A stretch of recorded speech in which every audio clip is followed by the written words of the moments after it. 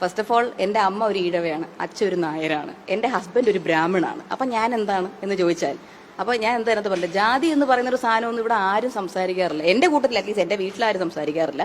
ഇവരത് സംസാരിക്കുന്നുണ്ടോ എന്ന് എനിക്കറിയില്ല. ഇവരെന്നെ വേറെ എന്തെങ്കിലും കണ്ടുകൊണ്ടാണോ ജാതി പ്രകാരം കണ്ടുകൊണ്ടിരുന്നത് എനിക്കറിയില്ല, ഞാൻ ചോദിച്ചിട്ടില്ല. കാത്തു നിൽക്കുന്ന ഒരു ഭാവം ഇവർക്കുണ്ട് എന്നുള്ളത് ഒരുപാട് കസ്റ്റമേഴ്സ് പറഞ്ഞിട്ടുണ്ട്. അപ്പം ഞാൻ ഒരു 100 പേര് പറയുന്ന കേട്ടിട്ട് അവസാനം ഞാൻ ഇവരോട് ചോദിച്ചെന്നുള്ളത് ശരി തന്നെയാണ്. ഇവിടെ എന്താണ് നിങ്ങൾ കസ്റ്റമേഴ്സിനോട് ഇങ്ങനെ പെരുമാറുന്നത്? കാരണം നിങ്ങളെക്കുറിച്ചാണ് ഗൂഗിൾ റിവ്യൂവിൽ വരെ വരുന്നത് കസ്റ്റമർ സർവീസ് മോശം. ബിക്കോസ് ഞാൻ കസ്റ്റമറായിട്ട് ഡയറക്റ്റ് ആയിട്ട് സംസാരിക്കുന്നില്ല. അപ്പോൾ ഈ കസ്റ്റമർ സർവീസ് എന്ന് ഉദ്ദേശിക്കുന്നത് എന്നെ അല്ല എന്നുള്ളത് എനിക്ക് പിടികിട്ടും.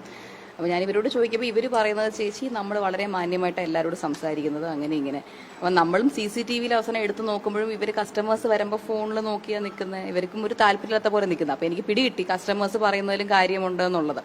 അങ്ങനെ ഒരു തർക്കം നമ്മൾ തമ്മിൽ ഇതിൻ്റെ ഇടയിൽ ഉണ്ടായിട്ടുണ്ട്. നമ്മൾ ഓഫീസിലുള്ള നോർമൽ തർക്കം ഞാൻ പറഞ്ഞിട്ടുണ്ട്. നമ്മൾ മാന്യമായിട്ട് പെരുമാറണം. ഏതൊരു കസ്റ്റമർ വന്നാലും നമ്മൾ നിൽക്കുന്ന നമുക്കൊരു പ്രസന്റബിൾ ഒരു രീതിയുണ്ട്. അത് കാണുമ്പോൾ തന്നെ കസ്റ്റമേഴ്സിനെ കുറച്ചുകൂടെ ഒരു മേടിക്കാൻ തോന്നും. നമ്മൾ പ്രസന്റബിൾ ആയിരിക്കണം. അത് ഏത് കടയിൽ പോയാലും അവിടെ നിൽക്കുന്ന സ്റ്റാഫുകൾ പ്രസന്റബിൾ അല്ലെങ്കിൽ നമുക്ക് മേടിക്കാൻ തോന്നില്ലല്ലോ. അത് ഞാൻ ഇവരോട് പറഞ്ഞു കൊടുത്തിട്ടുമുണ്ട്. അത് ഇവര് ശരിയെന്ന് പറഞ്ഞിട്ട് അടുത്ത ദിവസം തൊട്ട് അതല്ല ചെയ്തിട്ടുമുണ്ട്.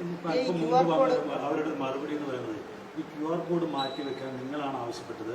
അങ്ങനെ അവരുടെ അക്കൗണ്ടിലേക്ക് പൈസ എത്തുകയും ആ പൈസ ക്യാഷായി നിങ്ങൾക്ക് തരികയും ചെയ്യുകയാണ്. അത് അക്കൗണ്ട് ടാക്സുമായി ബന്ധപ്പെട്ട പ്രശ്നങ്ങൾ ഒഴിവാക്കാൻ ഉൾപ്പെടെയാണ് അങ്ങനെ ഒരു ആവശ്യം അവരോട് ഉന്നയിച്ചതെന്നുള്ളതാണ്. അത് 2-3 കാര്യങ്ങൾ. ഒന്ന്, ഈ QR കോഡ് മാറ്റി വെക്കണം എന്ന് ഞാൻ പറഞ്ഞെങ്കിൽ അറ്റ് ദ ഫസ്റ്റ് പ്ലേസ് ആ ഷോപ്പിൽ ആ QR കോഡ് വെക്കേണ്ട ആവശ്യം എനിക്കില്ല. ആണല്ലോ, അതിപ്പോൾ ആരെങ്കിലും കണ്ടാതെ എനിക്ക് അവർ പേ ചെയ്ത് കഴിഞ്ഞാൽ പ്രശ്നമാകുമല്ലോ.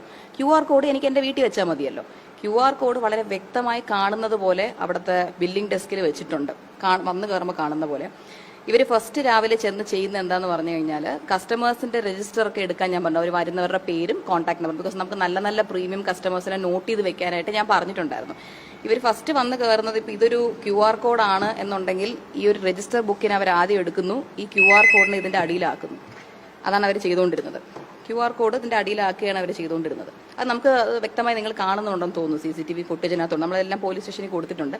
QR കോഡ് ഫസ്റ്റ് ഇവർ അടിയിലോട്ട് എടുത്ത് വെക്കും. ഓക്കെ, എന്നിട്ട് at the end of the day എല്ലാ ദിവസവും ഇവർ ക്യാഷ് വിഡ്രോ ചെയ്ത് എനിക്ക് തന്നുകൊണ്ടിരുന്നു എന്നവർ ലൈവിൽ പറഞ്ഞല്ലോ. ഇപ്പോൾ നിങ്ങളെല്ലാവരും കേട്ടതാണല്ലോ. എല്ലാ ദിവസവും ഇവർ തന്നുകൊണ്ടിരുന്നെങ്കിൽ എല്ലാ ദിവസവും ഇവർക്ക് ഈ ഗൂഗിൾ പേയിൽ വന്നത് വിഡ്രോ ചെയ്യണമല്ലോ. വിഡ്രോ ചെയ്ത ATM കയറി വിഡ്രോ ചെയ്യാതെ ഇവരുടെ വീട്ടിലിരിക്കുന്ന പണം എടുത്ത് എനിക്ക് തരാൻ പറ്റില്ലല്ലോ. അപ്പോൾ വിഡ്രോ ചെയ്യുന്നതിന്റെ തെളിവ് എവിടെ? ഓക്കെ, ഇവർ ഏത് ATMൽ നിന്ന് വിഡ്രോ ചെയ്തു? ഇവർ SBI ബാങ്ക് ആണെന്നാണ് അന്ന് ഇവർ പറഞ്ഞത്. അപ്പോൾ SBIയുടെ ATMോ ഏതെങ്കിലും ATM ഇവർ കയറി എടുക്കണമല്ലോ. ആ ATMലെ CCTV ഫുട്ടേജ് എവിടെ? എല്ലാ ദിവസവും ഇവർ എനിക്ക് വേണ്ടി മറ്റേ സ്വിഗ്ഗി ജീനി ഇവർ തന്നു വിടുന്നു എന്നല്ലേ പറഞ്ഞത്. ഇവരുടെ ഫോണിൽ നിന്ന് ബുക്ക് ചെയ്ത സ്വിഗ്ഗി ജീനികളുടെ തെളിവ് അതെനിക്ക് വേണം. രണ്ടാമത്, ഇവർ പാക്ക് ചെയ്ത് എനിക്ക് പണം തരുന്നതിന്റെ തെളിവ്. മൂന്നാമത്, ഇവർ ഏത് ATMൽ കയറി മേടിച്ചു അല്ലെങ്കിൽ വിഡ്രോ ചെയ്തു എന്നുള്ളതിന്റെ CCTV ഫുട്ടേജ്. ഇത് മൂന്നും അവർ പ്രൊവൈഡ് ചെയ്യട്ടെ, നമുക്കപ്പോൾ സംസാരിക്കാം.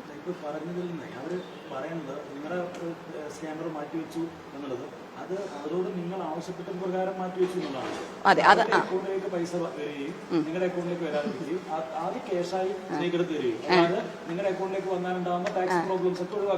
അതെ. ഫസ്റ്റ് ഓഫ് ഓൾ ഒരു GST എന്ന് പറയുന്ന ഒരു സാധനമോ അല്ലെങ്കിൽ ഒരു ടാക്സ് എന്താണെന്നുള്ളതോ ഇവർക്ക് അറിയാൻ വഴിയില്ല. കാര്യം ഇവരത് അടയ്ക്കുന്നവരാണെന്ന് എനിക്ക് തോന്നുന്നില്ല. ഇത് പറഞ്ഞു കൊടുത്തത് ആരോ തത്ത പറയുന്ന പോലെ പറഞ്ഞേക്കുന്നത്, ആര് പറഞ്ഞു കൊടുത്തെന്ന് എനിക്കറിയില്ല. ബട്ട് ഞാൻ പൈസ ഇവരോട് എടുത്തുകൊണ്ട് വരാൻ പറഞ്ഞു എന്ന് തന്നെ ഇരിക്കട്ടെ. ഓക്കെ, എല്ലാ ദിവസവും ഇതുപോലെ എനിക്ക് ടാക്സ് വെട്ടിക്കണം, നിങ്ങൾ പണം എടുത്ത് കൊണ്ട് തരണം എന്ന് ഞാൻ പറഞ്ഞു എന്ന് തന്നെ ഇരിക്കട്ടെ. അതിന്റെ എന്തെങ്കിലും ഒരു കോൾ, ഇവർക്ക് ഇപ്പോൾ സൈബറിൽ കേസ് കൊടുത്ത കോൾ റെക്കോർഡിങ്സ് കിട്ടുമല്ലോ, കോളോ വാട്സാപ്പ് മെസ്സേജോ എൻ്റെ ഒരു വോയിസ് നോട്ടോ, അറ്റ്ലീസ്റ്റ് ഒരു വോയിസ് നോട്ടെങ്കിലും തെളിവ് സഹിതം നിങ്ങളുടെ മുമ്പിൽ കാണിക്കാൻ പറയുക. ഫസ്റ്റ് ഓഫ് ഓൾ എൻ്റെ അമ്മ ഒരു ഈഴവയാണ്, അച്ഛൻ ഒരു നായരാണ്, എൻ്റെ ഹസ്ബൻഡ് ഒരു ബ്രാഹ്മണാണ്. അപ്പം ഞാൻ എന്താണ് എന്ന് ചോദിച്ചാൽ, അപ്പോൾ ഞാൻ എന്താണെന്ന് പറഞ്ഞില്ല, ജാതി എന്ന് പറയുന്ന ഒരു സാധനമൊന്നും ഇവിടെ ആരും സംസാരിക്കാറില്ല. എൻ്റെ കൂട്ടത്തിൽ അറ്റ്ലീസ്റ്റ് എൻ്റെ വീട്ടിലാരും സംസാരിക്കാറില്ല. ഇവരത് സംസാരിക്കുന്നുണ്ടോ എന്ന് എനിക്കറിയില്ല. ഇവരെന്നെ വേറെ എന്തെങ്കിലും കണ്ടുകൊണ്ടാണോ ജാതി പ്രകാരം കണ്ടുകൊണ്ടിരുന്നത് എനിക്കറിയില്ല, ഞാൻ ചോദിച്ചിട്ടില്ല. പോലീസിന്റെ ഭാഗത്ത് ഇതിലൊരു ഇടപെടൽ ഉണ്ടായിട്ടുണ്ട്. പോലീസ് പരാതി നിങ്ങൾ കൊടുക്കുമ്പോഴും പോലീസ് ഇപ്പോൾ ദിയയുടെ അച്ഛനെതിരെ കേസെടുക്കുന്നതും ചാർജ് ഷീറ്റ് തയ്യാറാക്കുന്നതും ഒക്കെ ഒരു കണ്ണിങ് ആയിട്ടുള്ള ഏതെങ്കിലും ഒരു അജണ്ടയുടെ ഭാഗമായിട്ട് നടപ്പിലാക്കുന്ന അങ്ങനെ അത് എനിക്ക് പറയാൻ പറ്റില്ല. കാരണം ഞാൻ പോലീസ് സ്റ്റേഷനിൽ പോയിട്ടില്ല. ഞാൻ പ്രഗ്നന്റ് ആയതുകൊണ്ട് എൻ്റെ അടുത്ത് അത്രയും സ്ട്രെസ് എടുക്കേണ്ടെന്ന് ഡോക്ടർ എന്നെ പറഞ്ഞുകൊണ്ട് ഏതെൻ്റെ ലാസ്റ്റ് മന്താണ് 8th മന്തായി ഞാൻ. അപ്പോൾ എൻ്റെ അടുത്ത് പറഞ്ഞേക്കുന്നത് ഈ സ്ട്രെസ്സിലും ദിയ പോകരുതെന്ന് പറഞ്ഞുള്ളതുകൊണ്ട് തന്നെ അച്ഛനും സന്തോഷങ്ങളും ആണ് ഡയറക്റ്റ് ആയിട്ട് പോയി ഇതൊക്കെ ഡീൽ ചെയ്തത്. അത് സത്യം പറഞ്ഞ് ഇന്നിവിടെ വന്നപ്പോൾ ഇവിടെ ഇരിക്കുന്നവർ ന്യൂസിലും കണ്ടപ്പോഴാണ് ഞാൻ അറിയുന്നത്. കാര്യം നമ്മൾ കൊടുത്ത കേസ് ആദ്യം ഒരു ന്യൂസിൽ മറ്റോ വരും എന്നുള്ളത് നമ്മൾ സത്യം പറഞ്ഞാൽ നോക്കിയിരിക്കുകയായിരുന്നു. പക്ഷെ അതിനു മുന്നേ കൗണ്ടർ കേസ് വിത്തൗട്ട് തെളിവ് എങ്ങനെ ന്യൂസിൽ പബ്ലിഷായി ഫസ്റ്റ് എന്നുള്ളത് നമുക്ക് ആർക്കും ഇപ്പോഴും അറിയില്ല. ഞാൻ അതിൽ ഞെട്ടിയിരിക്കുന്നത്.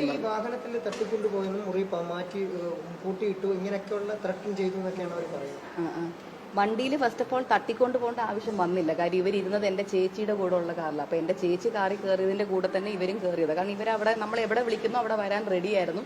കാര്യം ഇവർ പൈസ തരാമെന്ന് പറഞ്ഞ് തൊഴുത് നിൽക്കുമായിരുന്നു നമ്മുടെ മുമ്പിൽ. പിന്നെ അവരെ കെട്ടിയിട്ടു എന്ന് പറയുന്നത് ഇവിടെ നേരെ മുകളിൽ കസേരയിട്ടാണ് അവരിരുന്നത്. എല്ലാവരും അവരുടെ ഹസ്ബൻഡ്സും അവർ 3 പേരും ഉണ്ടെന്ന്. ഞാൻ, അമ്മ, ഷാനിയ എല്ലാവരും ഇവിടെ ഉണ്ടായിരുന്നു. ഇവിടെ നിൽക്കുന്ന വർക്ക് ചെയ്യുന്നവരെല്ലാവരും അവിടെ തന്നെ ഉണ്ടായിരുന്നു. അവർക്ക് കഴിക്കാൻ ഫുഡ് വരെ അച്ഛൻ്റെ ഫോണിൽ നിന്ന് ഓർഡർ ചെയ്ത് മേടിച്ചു കൊടുത്തു. കാരണം ഇനി ഫുഡ് കൊടുത്തില്ല എന്നുള്ള പരാതി പോലും ഇനി വേണ്ടാന്ന് വെച്ചിട്ട് നമ്മൾ അതുവരെ മേടിച്ചു കൊടുത്തു അവർക്ക് കഴിക്കാൻ. അച്ഛൻ്റെ രാഷ്ട്രീയത്തെ ഇതിൽ ദുരുപയോഗം ചെയ്യുന്നുണ്ടെന്ന് തോന്നുന്നുണ്ട്. അച്ഛൻ്റെ രാഷ്ട്രീയ പ്രവർത്തനത്തെ ഇതിൽ ബോധപൂർവം വലിച്ചഴിക്കാനോ അല്ലെങ്കിൽ ആ തരത്തിലൊരു ത്രെറ്റനിങ് നടത്താനോ ശ്രമിക്കുന്നുണ്ടെന്ന് തോന്നുന്നു. ബേസിക്കലി രാഷ്ട്രീയപരമായി ഞാൻ കമന്റ്സ് പറയുന്നത് ശരിയല്ല. കാര്യം എനിക്ക് പൊതുവേ എൻ്റെ അച്ഛൻ ഏത് രാഷ്ട്രീയത്തിലുള്ള ആളാണെന്ന് എനിക്കറിയാം. അല്ലാതെ ഞാൻ ഒരു പാർട്ടിയെ പറ്റിയോ രാഷ്ട്രീയത്തിനെ പറ്റി ഞാൻ പറയുന്നത് ശരിയല്ല. ബിക്കോസ് എനിക്ക് അതിനെക്കുറിച്ച് അറിവില്ലാത്ത കാര്യം ഞാൻ പറഞ്ഞാൽ അത് അടുത്തൊരു ബ്ലണ്ടറായി മാറി. എനിക്ക് അവരെ പോലെ പറഞ്ഞു തന്ന പോലെ പറഞ്ഞു തരാനോ പഠിപ്പിക്കാനോ ഇവിടെ ആരും ഇല്ലായിരുന്നു. അതുകൊണ്ട് അല്ല, അതാരും ഉണ്ട്. കാര്യം അന്ന് ഇവിടെ വന്നപ്പോൾ ഈ 3 കുട്ടികളെ നമ്മൾ കണ്ടതല്ലേ. ഇവരെ ഞാൻ 1 വർഷമായിട്ട് കാണുക.